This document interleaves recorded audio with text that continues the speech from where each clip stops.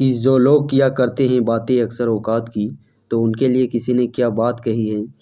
सफलता शक्ल देख के कदम नहीं सूंघती, कि सफलता शक्ल देख के कदम नहीं सूंघती, बल्कि सफलता मेहनत की दीवानी होती है। सो जो मेहनत करेगा मैदान जीत कर ले जाएगा। So hello everyone, welcome back in my YouTube channel skills defence institute पे आपका अगेन से वेलकम है। सो जो लोग किया करते हैं बातें अक्सर औकात की, तो उनको जवाब देने का मौका आ गया है फ्रेंड्स। और जवाब बातों से नहीं बल्कि अपने सिलेक्शन के ज़रिए देना है। और जो आने वाले 3-4 महीने हैं वही महीने डिसाइड करेंगे कि कितने सिलेक्शन के करीब है और कितने सिलेक्शन से दूर है। सो जो भी आने वाले 3-4 महीने हैं फ्रेंड्स, उनमें पूरा अपना दमखम लगा के अपनी तैयारी में जुड़ जाना है। चाहे फिजिकल हो चाहे फिर रिटेन, दोनों में 50-50% तैयारी करना है फ्रेंड्स। और वही 50-50 आगे चल के एक 100% एक्यूरेसी बन जाता है फ्रेंड्स सिलेक्शन के लिए। और जो भी कैंडिडेट इस समय इस वीडियो को देख रहे हैं फ्रेंड्स, तो आप लोग बहुत ही खुशनसीब है कि आप लोगों को झारखंड में डिफेंस की एग्ज़ाम देने को मौका मिला है। कई झारखंड के ऐसे भी कैंडिडेट हैं फ्रेंड्स जिनको तो झारखंड की इस प्रकार की डिफेंस रिलेटेड वैकेंसियाँ भी देखने को एक भी बार नहीं मिलती है। जैसे आप देख ही पा रहे होंगे फ्रेंड्स, हाल ही बीते दिनों इससे पहले 2015 में झारखंड पुलिस की वैकेंसियाँ आई थी और उसके बाद अभी 2022 में आ रही है। जो भी 6-7 साल का गैप बन जाता है फ्रेंड्स, इनमें तो बहुत सारे कैंडिडेट का ओवर एज हो जाते हैं, जिसके कारण से इस प्रकार के डिफेंस रिलेटेड वैकेंसियाँ भी नहीं पढ़ पाते हैं। लेकिन आप लोग तो बहुत ही खुशनसीब हैं फ्रेंड्स, और इस बेस्ट अपॉर्चुनिटी को यूं ही नहीं गंवाना है। इस अपॉर्चुनिटी को आप लोगों को बेनिफिट लेना है और इस बार झारखंड पुलिस में अपने नाम एक वर्दी ज़रूर करना है। और मैं आपके साथ हमेशा 20-20 में आपको एक मेंटर्स के तौर पर हमेशा गाइड करते रहूँगा फ्रेंड्स और मोटिवेट करते रहूँगा। सो आप इस चैनल से जुड़े रहें फ्रेंड्स। और यह खोटा व्याकरण की पहली क्लास है और मैं आपसे यह भी कहना चाहता हूँ फ्रेंड्स, और जो भी कैंडिडेट क्षेत्रीय भाषा के तौर पर खोटा सब्जेक्ट को चूज किए हैं फ्रेंड्स, तो उन कैंडिडेट को मैं बताना चाहता हूं कि आप लोग कहीं पे भी पेड कोर्स मत खरीदिए, क्योंकि खोटा का बहुत ही सिलेबस है जो कि वह फ्रेंड्स वह नॉर्मल है। बहुत ही कम चैप्टर इसमें कवर करने हैं और व्याकरण का भी सेक्शन बहुत ही आसान है। सो मैं आप लोगों का जो भी खोटा व्याकरण हो गया फ्रेंड्स, या फिर खोटा बुक जो कि 10th 12th लेवल के एग्जामिनेशन में पूछे जाते हैं, तो उनका पूरा मैं सिलेबस आपको इसी यूट्यूब चैनल के माध्यम से complete course of free deliver करने वाला हूं फ्रेंड्स। और साथ ही जो भी प्रीवियस ईयर एग्ज़ाम में पूछे गए हैं या फिर आने वाले एग्ज़ाम में पूछने की संभावनाएं रखता है, सो उनको भी मैं आपको चैप्टर वाइज टॉपिक वाइज वस्तुनिष्ठ प्रश्न के भी वीडियो प्रोवाइड करूँगा फ्रेंड्स। तो यह आज की पहली क्लास है, जिसके कारण से थोड़ा काफ़ी समय हम लोग इन्फॉर्मेशन सेक्शन पे एक्सपेंड कर दिए। बट डोंट वरी, आगे के आने वाले 20-25 मिनट मैं आप लोगों को इस प्रकार पढ़ाऊंगा कि आप लोग अपने एग्ज़ाम में 100% एक्यूरेसी के साथ प्रश्नों को कर पाएँ और एक अच्छे स्कोर, एक अच्छे मार्क्स के साथ एग्ज़ाम को क्रैक कर सकें। और मैं परम पिता परमेश्वर से भी प्रार्थना करूंगा फ्रेंड्स कि आप लोग इस बार झारखंड पुलिस की वर्दी पहने और पहला सल्यूट अपने मम्मी पापा के नाम करें। और याद रहे, राजा का बेटा राजा नहीं बनेगा, राजा वही बनेगा जो उसका असली हकदार होगा। तो चलिए फ्रेंड्स, इस क्लास में हम लोग पढ़ने वाले हैं वर्ण परिचय, जो कि खोटा व्याकरण का पहला चैप्टर है। इसमें हम लोग बात करें फ्रेंड्स कि वर्ण कहते किसको हैं, इसके परिभाषा को हम लोग किस प्रकार से समझ सकते हैं। तो बात करें फ्रेंड्स वर्ण की परिभाषा हम लोग किस प्रकार से दे सकते हैं, सो आप लोग ध्यान दीजिएगा। भाषा की सबसे छोटी इकाई को ही वर्ण कहते हैं। पुनः एक बार ध्यान से सुनिएगा फ्रेंड्स कि भाषा की सबसे छोटी इकाई को वर्ण कहते हैं। इधर ध्यान दीजिएगा फ्रेंड्स, एग्जाम्पल के तौर पर हम लोग इसे इस प्रकार समझ सकते हैं। मान लीजिए हम लोगों ने एक शब्द लिया, यह एक भाषा है। इसका सबसे पहले हम लोग संधि विच्छेद करते हैं, रा हलंत प्लस इसका स्वर प्लस माँ हलंत प्लस इसका स्वर, तो ये रहा राम का संधि विच्छेद फ्रेंड्स। और वर्ण का परिभाषा हम लोगों ने किस प्रकार पढ़ा कि भाषा की सबसे छोटी इकाई को ही वर्ण कहते हैं। तो ये जो राम शब्द बना है फ्रेंड्स, ये कितने छोटे छोटे इकाइयों के मेल से बना है, तो यहाँ पे आप देख पा रहे होंगे 1 2 3 4, ये जो 4 छोटे छोटे आपको इकाई देखने में आ रहा है फ्रेंड्स, तो ये सभी अपने आप में सेपरेट अलग अलग एक इकाई हैं। तो बस हम लोगों ने परिभाषा में भी यही पढ़ा फ्रेंड्स कि भाषा की सबसे छोटी इकाई को ही वर्ण कहते हैं। तो आप देख सकते हैं कि राम एक शब्द जो कि भाषा बना है, यह कितने कितने छोटे छोटे इकाइयों के मिलने से बना है। ये 4 छोटे छोटे इकाइयों के मिलने से बना है राम शब्द। तो यही इकाई है फ्रेंड्स, वर्ण कहलाते हैं। और जो भी मैं आपके साथ चाहे वह बोल के बताऊं फ्रेंड्स, या फिर आप यहाँ पे नोट्स पे देख पा रहे होंगे लिखी गई है, तो इन सारे चीज़ को आप लोग वन बाय वंस अपने नोट बुक्स पे ज़रूर नोट करें। और यदि जो भी कैंडिडेट नोट बनाने की नहीं सोच रखे हैं फ्रेंड्स, तो मैं उनसे आग्रह करना चाहता हूँ कि आप लोग इसका नोट अवश्य बनाएं, क्योंकि यह नोट आपको आगे चल के बहुत काम आने वाला है। और इसी प्रकार बहुत सारे वैकेंसियाँ भी झारखंड में आने वाली है फ्रेंड्स। जैसे अभी हाल ही बीतों दिनों एक्साइज कांस्टेबल का नोटिफिकेशन देखने को मिल गया है। बहुत ही जल्द वनरक्षी हो गया, जिला पुलिस हो गया, झारखंड सशस्त्र पुलिस हो गया, इनके एग्ज़ाम के भी नोटिफिकेशन बहुत ही जल्द आप लोगों को देखने को मिल जाएंगे। सो नोट अवश्य बनाएं। तो हम लोग कहाँ थे फ्रेंड्स? वर्ण में। भाषा की सबसे छोटी इकाई को ही वर्ण कहते हैं। बात करें फ्रेंड्स, खोटा व्याकरण में वर्ण के कितने प्रकार बताए गए हैं, कितने भेद हैं खोटा व्याकरण में वर्ण के। तो बात करें फ्रेंड्स, खोटा व्याकरण में इनके 2 भेद बताए गए हैं। पहला है स्वर वर्ण और दूसरा है व्यंजन वर्ण। वन बाय वन हम लोग इसे डिटेल पूर्वक पढ़ेंगे फ्रेंड्स। तो सबसे पहले हम लोग बात करें स्वर वर्ण कि स्वर वर्ण आखिरकार कहते किसको हैं। तो इसके परिभाषा को हम लोग इस प्रकार समझ सकते हैं फ्रेंड्स कि स्वतंत्र रूप से बोले जाने वाले वर्णों को ही स्वर वर्ण कहते हैं। एक बार पुनः ध्यान से सुनिएगा, स्वतंत्र रूप से बोले जाने वाले वर्ण को ही स्वर वर्ण कहते हैं। यानी कि जिन वर्णों को बोलने के लिए किसी अन्य वर्णों की सहायता नहीं ली जाती है, किसी भी चीज़ की सहायता नहीं ली जाती है, बस उसी वर्णों को ही स्वर वर्ण कहते हैं। यानी कि जिन वर्णों को बोलने के लिए किसी दूसरे वर्ण की सहायता नहीं ली जाती है, बस उसी को ही स्वर वर्ण कहते हैं।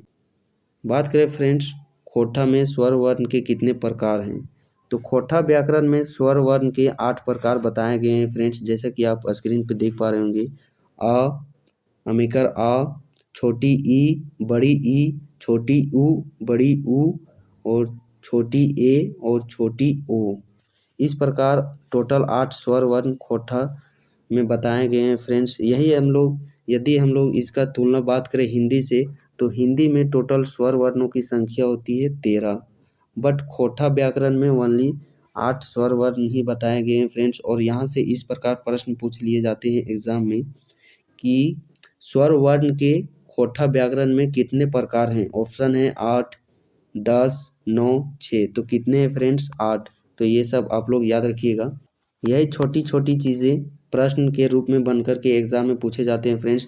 और मैंने आप लोगों को पहले ही जेसीसी एक्साइज कांस्टेबल का या जो खोटा में पूछा जाता है फ्रेंड्स, जो कि 2019 में एक्साइज कांस्टेबल के एग्ज़ाम में पूछे गए थे प्रीवियस ईयर में, उनका वीडियो मैंने आप लोगों को पहले ही प्रोवाइड किया हूँ। यदि आपने उस वीडियो को देखा होगा फ्रेंड्स, तो आप भी गौर किए होंगे कि प्रश्न है जो कि वह बेसिक पूछे जाते हैं, इसी प्रकार के प्रश्न पूछे जाते हैं। सो इन्हें आप लोग नोट्स करते चलिएगा फ्रेंड्स। बात करें फ्रेंड्स, स्वर वर्ण को भी 2 भागों में बांटा गया है। एक है हास्य स्वर और एक है दीर्घ स्वर। हास्य स्वर में बात करें तो 3 गो वर्ण इसमें रखा गया है। 3 स्वर वर्ण को कौन कौन? आ, छोटी ई और छोटी ऊ। वहीं बात करें दीर्घ स्वरों की संख्या, तो दीर्घ स्वरों की संख्या 5 बताई गई है फ्रेंड्स, जिसमें कि है अमेकर आ, बड़ी ई, बड़ी ऊ, छोटी ए और छोटी ओ। तो इस प्रकार है जो कि वह टोटल 8 स्वर वर्ण के प्रकार हैं। और हास्य स्वर में उन्हीं स्वर वर्णों में से 3 को रखा गया है और दीर्घ स्वर में 5 को रखा गया है। ये जो आप देख पा रहे होंगे फ्रेंड्स 8 स्वर, तो ये जो 8 स्वर हैं, इनका प्रयोग यदि हम लोग खोटा में कोई वाक्य लिखते हैं या फिर कोई शब्द लिखते हैं फ्रेंड्स, तो उन शब्दों में ये वर्ण ठीक इसी रूप में, इसी आकार में, यानी कि जो इसका रूप है फ्रेंड्स, जैसे ई लिखे हैं तो ठीक इसी रूप में शब्दों को लिखने में प्रयोग किया जाता है। लेकिन इनके अलावा जो भी 5 वर्ण हो जाते हैं फ्रेंड्स, तो उनके स्थान पर किसी दूसरे अन्य शब्दों का यूज किया जाता है, जिस कारण से खोटा व्याकरण में इन शब्दों को वर्ण के प्रकार नहीं बताए गए हैं। तो अब हम लोग यह देखने का प्रयास करेंगे फ्रेंड्स कि जो भी बाकी बच गए 5 वर्ण जो कि हिंदी में शामिल किए जाते हैं, उनके स्थान पर कौन कौन से शब्द यूज किए जाते हैं।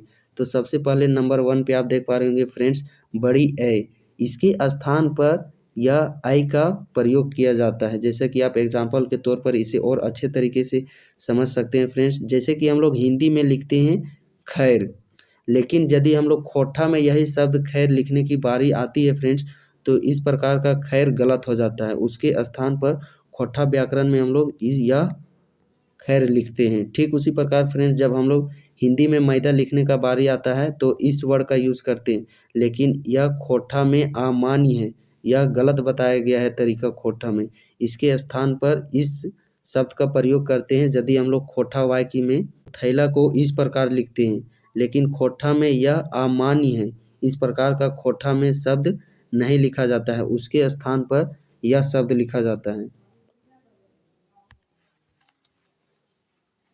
आप लोगों को धीरे धीरे समझ में आ रहा होगा फ्रेंड्स, और मैं समझ सकता हूँ आप लोगों की परेशानी भी, क्योंकि आप लोग फर्स्ट टाइम यह खोटा व्याकरण पढ़ रहे हैं तो थोड़ी सी समझने में दिक्कत महसूस हो सकती है फ्रेंड्स। बट डोंट वरी, यदि आप लोग इसी प्रकार डेली बेसिस पे इन्हें पढ़िएगा फ्रेंड्स, तो आपके भी सारे डॉट जो कि इससे संबंधित हैं वह धीरे धीरे उन डॉट से भी छुटकारा मिलने लगेगा और उन परेशानियों से भी छुटकारा मिलने लगेगा। और यदि फ्रेंड्स एक बार में यदि आप लोग को ठीक से नहीं समझ में आता है या फिर कहीं समझने में परेशानी आती है, सो आप वीडियो को फ्रेंड्स लोड कर लीजिए ऐसे, और इस वीडियो को पॉज कर के देखिए, और एक बार नहीं 2-3 बार देखिए, तब आपके सारे प्रॉब्लम दूर हो जाएंगे फ्रेंड्स। नेक्स्ट बात करते हैं सेकेंड नंबर पे, बड़ी ओ यानी कि अमीय ओ। इसके स्थान पर यह शब्द का प्रयोग किया जाता है फ्रेंड्स। ठीक उसी प्रकार हम लोग यहाँ उदाहरण के तौर पर समझे, तो जब हिंदी में दौड़ लिखने की बारी आती है तो इस प्रकार का शब्द लिखते हैं, लेकिन जब खोटा में यही शब्द दौड़ लिखने की बारी आती है फ्रेंड्स, तो ये जो बाएं साइड वाला देख पा रहे यह गलत माना जाता है। खोटा में इस प्रकार दौड़ शब्द लिखा जाता है। ठीक उसी प्रकार जब औजार लिखने की बारी आती है तो खोटा में इस प्रकार का औजार शब्द का यूज करते हैं, और जब उसी प्रकार जब कौवा लिखने का बारी आती है फ्रेंड्स, तो खोटा में इस प्रकार का शब्द यूज करते हैं। थर्ड नंबर पे बात करते हैं कि री के स्थान पर किस प्रकार के शब्द का यूज़ किया जाता है। तो री के स्थान पर किस प्रकार के शब्द यूज़ किए जाते हैं फ्रेंड्स, यहाँ पे आप देख पा रहे होंगे हर्षय री और दुर्घय री, इन दोनों वर्ड शब्दों का प्रयोग किया जाता है री के स्थान पर। एग्जाम्पल के तौर पर आप यहाँ पे देख सकते हैं फ्रेंड्स, यदि हम लोग हिंदी में ऋण लिखते हैं तो इस प्रकार के ऋण लिखते हैं, लेकिन जब खोटा में ऋण लिखने की बारी आती है फ्रेंड्स तो इस प्रकार का शब्द यूज़ करना है। ठीक उसी प्रकार ऋषि लिखने का है तो इस प्रकार का खोटा में लिखना है फ्रेंड्स, और ऋतु बात करें तो ठीक इस प्रकार का शब्द हम लोग खोटा में यूज़ करना है। नेक्स्ट बात करते हैं फ्रेंड्स अब हम लोग, और ये जो आप डी नंबर पे देख पा रहे होंगे फ्रेंड्स, यह एक चिन्ह है, साइन है। जैसे प्लस माइनस गुना भागा का कैसे साइन होता है, ठीक उसी प्रकार ये जो आप इस आकृति को देख पा रहे होंगे फ्रेंड्स, यह एक साइन है। और यह साइन लेने का मेरा यह पर्पस है कि इस साइन को अवग्रह चिन्ह कहते हैं। ठीक है, अवग्रह चिन्ह। लेकिन बात करें फ्रेंड्स इसके स्थान पर, जैसे कि हम लोग पहले के एडिशन में बुक में जो प्राचीन समय के बुक एडिशन थे फ्रेंड्स, उनमें इस अवग्रह चिन्ह का प्रयोग किया जाता था। बट जो अब न्यू एडिशन के बुक आने लगे हैं, या फिर जो आधुनिक समय में खोटा में जो भी वाक्य यूज किए जाते हैं फ्रेंड्स, तो इस अवग्रह चिन्ह के स्थान पर इस हाइफन चिन्ह का यूज किया जाता है। जैसे कि आप उदाहरण के तौर पर यहाँ पे समझ सकते हैं, जो पहले के प्राचीन काल के बुक थे उनमें करय हलय शब्द इस प्रकार लिखा जाता था, लेकिन अब जो आधुनिक बुक न्यू एडिशन के बुक आने लगे हैं उन बुकों में करय हलय शब्द इस प्रकार इस एस के जगह पर इस एस को हटा करके रिप्लेस करके इस हाइफन का यूज किया जाने लगा है। दूसरा एग्जांपल है फ्रेंड्स चले हले, तो यहाँ पे आप देख पा रहे होंगे अवग्रह चिन्ह। तो अब जो न्यू एडिशन बुक आने लगे हैं फ्रेंड्स, उन बुकों में इस अवग्रह चिन्ह के रिप्लेस करके इस हाइफन चिन्ह का यूज किया जाने लगा है। ठीक उसी प्रकार अब हम लोग बातें कर लेते हैं फ्रेंड्स जो कि खोटा व्याकरण में स्वर वर्ण के रूप बताए गए हैं। और स्वर वर्ण के कितने प्रकार हैं? 8।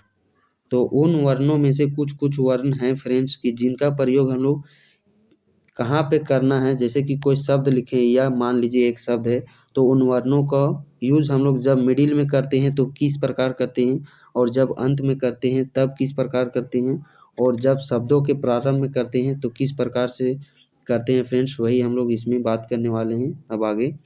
तो यहाँ पे सबसे पहले हम लोग बात करते हैं फ्रेंड्स,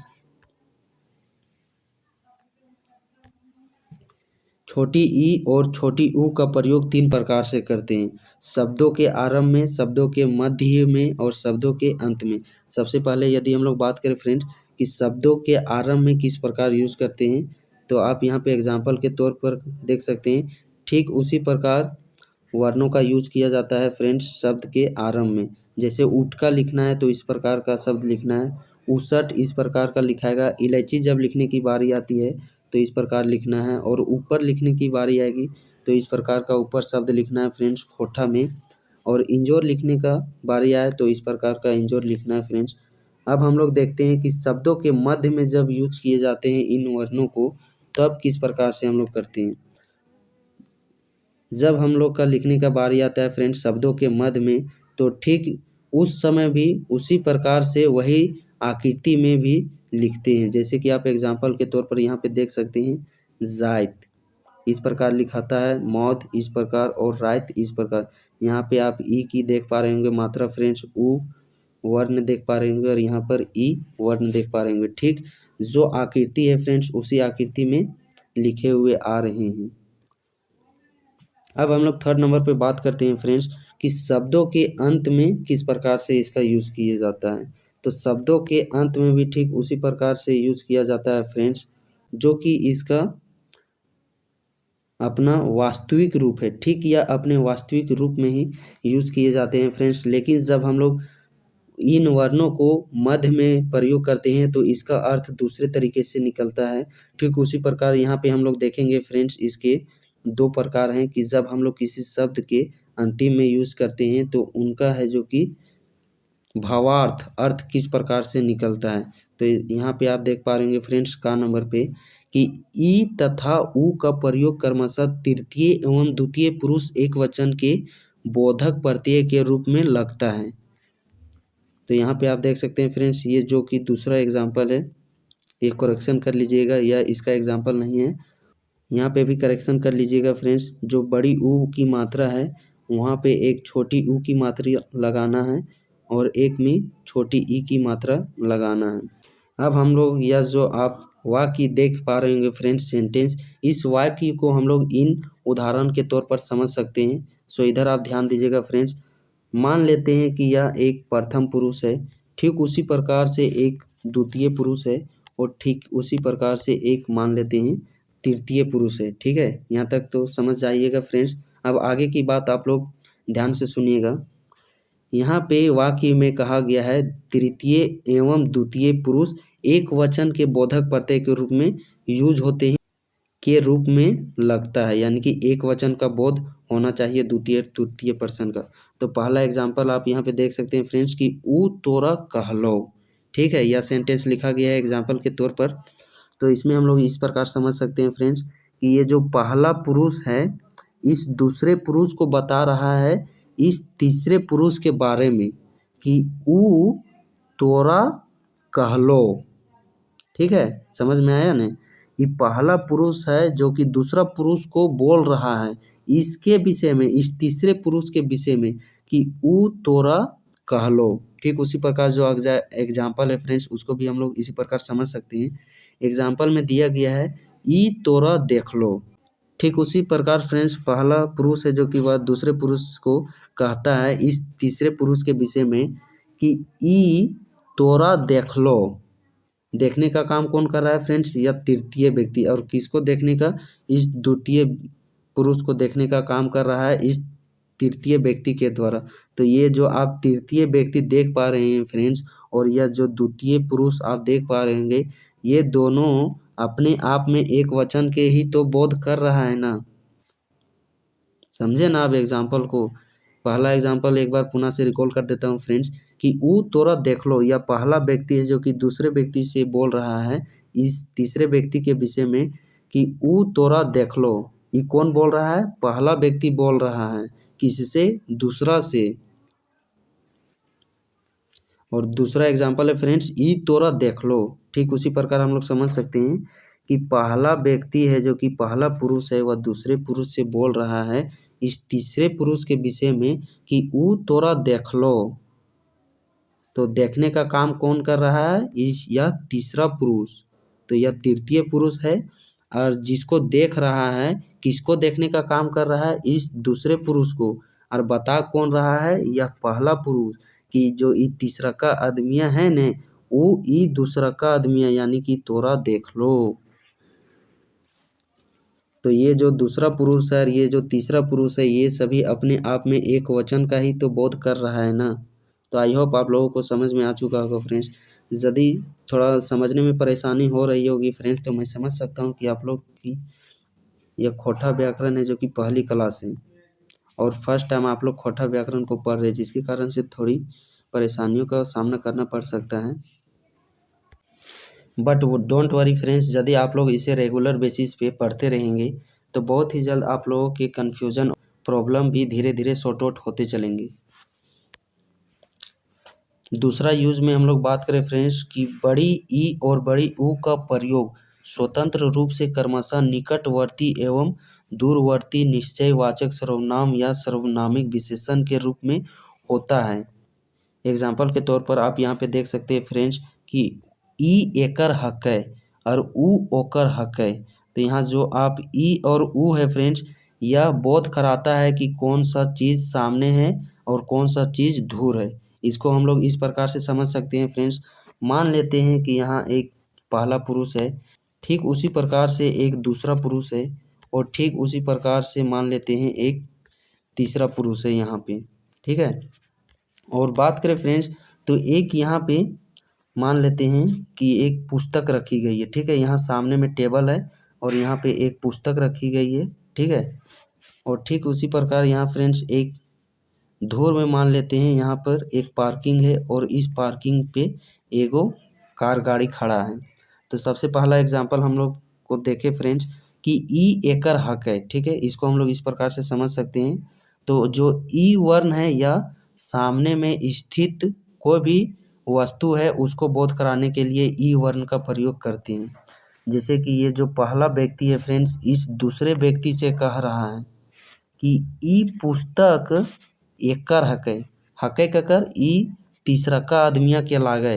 तो वह ला ई पहला का आदमिया बोल दे लागल है दूसरा का आदमिया से कि ई पुस्तकवा ई किताबा ई तीसरा का आदमिया के लागे, ठीक है। तो यहाँ देखिए हम लोग ई वर्ण का प्रयोग किए न, ठीक उसी प्रकार ऊ वर्ण का प्रयोग दूर में स्थित वस्तुओं के लिए किया जाता है। जैसे कि हम लोग बात करें फ्रेंड्स इसे इस प्रकार समझ सकते हैं कि ठीक उसी प्रकार पहला व्यक्ति है जो कि वह दूसरे व्यक्ति से कह दे रहा है कि ऊ देखो, यहाँ से जैसे कि ई देख रहा है कि ऊ करवा ई तीसरा का व्यक्तिया के लागे।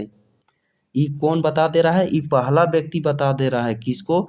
ई दूसरा व्यक्ति को कि ई जे कि ऊ देखी देख ऊ यानी कि देख हुआ ऊ देख हुआ खड़ा होने गड़िया करवा गड़िया ऊ गड़िया ई तीसरा का व्यक्तिया के लागे। तो इसमें हम लोग को यही चीज़ समझना था फ्रेंड्स कि जो भी पास की वस्तुएं हमारे सामने हैं तो बस उन वस्तुओं को बोध कराने के लिए ई वर्ण का प्रयोग करते हैं और जो दूर में स्थित कोई वस्तु है फ्रेंड्स उसको बोध करने के लिए बड़ी ऊ का मात्रा करना पड़ता है। तो यह चीज़ हम लोग को इसमें समझना था फ्रेंड्स। तो आई होप आप लोगों के समझ में आ गया होगा फ्रेंड्स।